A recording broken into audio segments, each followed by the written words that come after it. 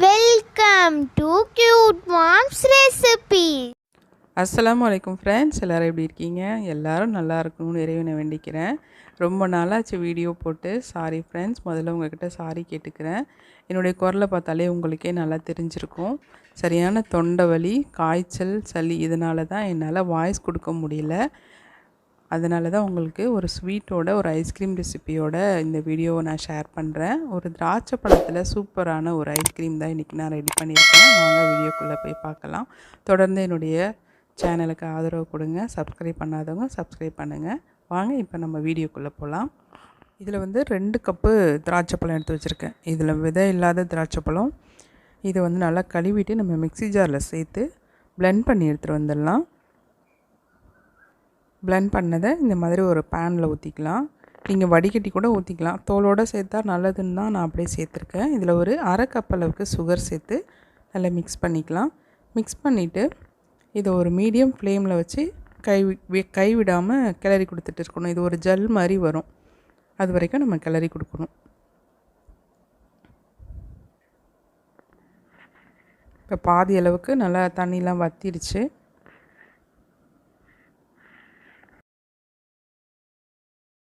இன்னும் கொஞ்சம் அந்த ஜெல் பதம் வரணும், அது வரைக்கும் நம்ம கிளறி கொடுத்துட்ருக்கலாம்.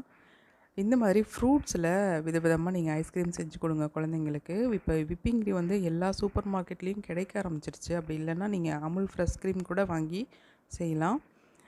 வெளியில் வாங்கி கொடுக்குற ஐஸ்கிரீம்லலாம் என்னென்ன கலக்கிறாங்களோ தெரியல. டேஸ்ட்டுக்காக என்னென்னமோ கலக்கிறாங்க, கலருக்காக நிறைய விஷத்தை கலக்கிறாங்க. அதெல்லாம் வாங்கி கொடுக்காம நம்மளே ஹெல்த்தியாக வீட்டில் இந்த மாதிரி குழந்தைங்களுக்கு செஞ்சு கொடுக்கும்போது ஆரோக்கியமாகவும் இருக்கும், ஃப்ரூட் சாப்பிட்டா மாதிரியும் ஒரு நல்ல ஒரு ஃபீல் இருக்கும்.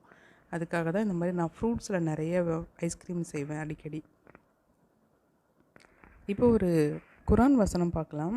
வாக்குறுதியை நிறைவேற்றுங்கள், வாக்குறுதி விசாரிக்கப்படக்கூடியதாகும். நம்ம யாருக்காவது ஒரு வாக்கு கொடுத்துட்டோம் அப்படின்னா அதை கண்டிப்பாக நிறைவேற்றணும். நிறைவேற்றுற மாதிரி இருந்தால் தான் நம்ம வாக்குறுதியை கொடுக்கணும். இது அல் குர்ஆனில் 17வது அத்தியாயத்தில் 34வது வசனமாக இருக்குது. இன்ஷால்லா போய் செக் பண்ணி பாருங்கள். இப்போ நல்லா ஜெல் பதத்துக்கு வந்துடுச்சு. ரொம்ப முருக விட்டுறாதீங்க, முருகிடுச்சுன்னா நல்லா இருக்காது. இந்த பதத்துலேயே நம்ம ஆஃப் பண்ணிடலாம். இது நல்லா கம்ப்ளீட்டாக ஆறட்டும். ஆறினதுக்கப்புறம் நம்ம விப்பிங் க்ரீமில் இப்போ ஒரு கண்ணாடி பவுலில் நான் 2 கப் அளவுக்கு விப்பிங் க்ரீம் எடுத்திருக்கேன். விப்பிங் க்ரீம் இந்த அளவுக்கு பால் மாதிரி இருக்கணும். அப்போ தான் நல்லா உங்களுக்கு ஐஸ்கிரீம் சூப்பராக வரும். தெரிஞ்சிருந்துச்சுன்னா விப்பிங் க்ரீம் கெட்டு போயிடுச்சுன்னு அர்த்தம். இதை லோ ஸ்பீட்லேருந்து நம்ம ஹை ஸ்பீடுக்கு கொஞ்சம் கொஞ்சமாக கூட்டி நல்லா பீட் பண்ணி எடுத்துக்கணும். விப்பிங் க்ரீம் நல்லா ஜில்லுன்னு இருக்கணும். ஃப்ரிட்ஜ்லேருந்து எடுத்து நம்ம செய்யணும். வெளியில் வச்சிங்கன்னா இந்த மாதிரி பொங்கி வராது. இதில் ஒரு 3/4 கப் அளவுக்கு கண்டென்ஸ்டு மில்க் ஆட் பண்ணிக்கிறேன். இது நான் வீட்டிலேயே செஞ்சது தான். சேர்த்துட்டு மறுபடியும் நல்லா பீட் பண்ணிக்கணும். இந்த மாதிரி ஒரு பீட்ரு வாங்கி வச்சுக்கிட்டிங்கன்னா நீங்கள் அசால்ட்டாக ஐஸ்கிரீம், கேக் எல்லாமே நம்ம வீட்டில் ஹெல்த்தியாக பிள்ளைங்களுக்கு செஞ்சு கொடுக்கலாம். இது ஒரு 1000 ரூபாய்க்குள்ளே தான் இருக்கும். ஆன்லைனில் போய் செக் பண்ணி பாருங்கள். நான் இது ஷாப்பில் வாங்கினேன், அதனால் லிங்க் எதுவும் நான் கொடுக்க முடியல. இப்போ இதில் ஒரு பாதி அளவுக்கு நம்ம ரெடி பண்ணி வச்சுருந்த திராட்சை பழ ஜெல்லை சேர்த்துக்கலாம். சேர்த்துட்டு நல்லா மிக்ஸ் பண்ணிக்கலாம். எந்தவித கலருமே இல்லாமல் சூப்பரான ஒரு ஐஸ்கிரீம் நம்ம ரெடி பண்ணிகிட்ருக்கோம். இது லைட்டாக தான் இருக்கும் கலர், ரொம்பலாம் திக்கான கலர்லலாம் இருக்காது. நம்ம ஒரிஜினல் பழத்தோட கலர் தான் இது.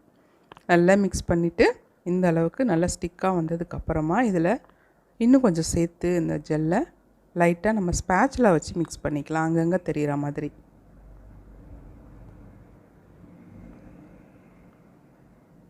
நான் இன்னும் கொஞ்சம் மீதி வச்சுருக்கேன் மேலே டெக்கரேஷனுக்காக.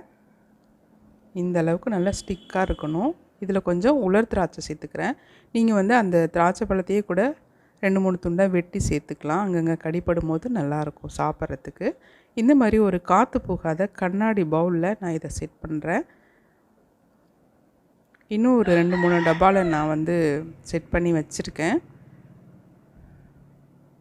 இது ஒரு 12 மணி நேரம் நல்லா ஃப்ரீசரில் வச்சு உரைய வச்சு எடுத்து பார்க்கலாம் நம்ம மறுநாள். இது மேலே கொஞ்சமாக நான் டெக்கரேஷனுக்காக மீதி வச்சுருந்ததையும் இதில் ஊற்றிக்கிறேன்.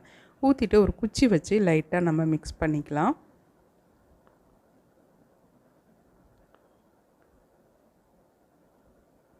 அவ்வளோதான், முடிஞ்சிருச்சு. இது மேலே கொஞ்சம் உலர் திராட்சை சேர்த்துட்டு நம்ம ஒரு 12 மணி நேரம் கழித்து பார்க்கலாம். நான் மறுநாள் ஈவினிங் தான் எடுத்து பார்க்குறேன். நல்ல செட் ஆகிருக்கு. உங்களுடைய ஃப்ரிட்ஜோட கூலிங் வந்து ரொம்ப நல்லா இருக்கணும். அப்போ தான் வந்து ஐஸ்கிரீம் வந்து நல்ல டெக்ஸ்சரில் இருக்கும். இல்லை அப்படின்னாக்கா வந்து தண்ணியாக தான் இருக்கும். நீங்கள் வந்து ஐஸ்கிரீமை குறை சொல்லக்கூடாது. உங்கள் ஃப்ரிட்ஜு நல்ல ஃப்ரிட்ஜாக இருந்துச்சுன்னா கண்டிப்பாக உங்களுக்கு நல்ல ஐஸ்கிரீம் கிடைக்கும். இப்போ பாருங்கள், நம்ம இதை வந்து கப்பில் ட்ரான்ஸ்ஃபர் பண்ணி பார்க்கலாம். ஐஸ்கிரீம் ரொம்பவே நல்லா வந்திருக்கு. நம்ம பவுலுக்கு மாற்றிடலாம். டெக்ஸ்சரும் நல்லா இருந்துச்சு, டேஸ்ட்டும் ரொம்ப சூப்பராக இருந்துச்சு. கண்டிப்பாக உங்கள் வீட்டில் இதை ட்ரை பண்ணி பாருங்கள். ட்ரை பண்ணி பார்த்துட்டு உங்களுடைய கருத்துக்களை எங்களோட ஷேர் பண்ணுங்கள். இந்த வீடியோ பிடிச்சிருந்தா வீடியோக்கு ஒரு லைக் பண்ணுங்கள். சேனல் பிடிச்சிருந்தா சேனலை சப்ஸ்கிரைப் பண்ணுங்கள். உங்கள் ஃப்ரெண்ட்ஸ் அண்ட் ஃபேமிலிக்கு இந்த வீடியோவை ஷேர் பண்ணுங்கள். மறக்காமல் உங்களுடைய கருத்துக்களை எங்களோட ஷேர் பண்ணுங்கள். மீண்டும் ஒரு நல்ல ரெசிபியோடு அடுத்த வீடியோவில் சந்திக்கலாம் இன்ஷா அல்லாஹ்.